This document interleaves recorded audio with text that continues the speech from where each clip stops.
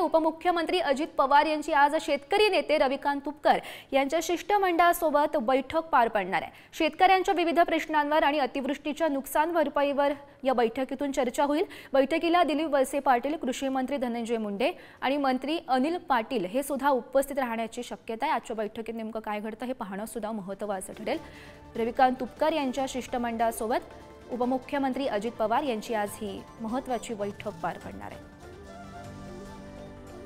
तर या संदर्भात अधिकची माहिती जाणून घेऊयात। आमचे प्रतिनिधी अजय माने सध्या आपल्यासोबत आहेत। अजय, महत्त्वाची आजची खरं तर ही बैठक म्हणावी लागेल। आजच्या बैठकीत नेमकं काय घडू शकतं, कधी नेमकी या बैठकीला सुरुवात होणार आहे?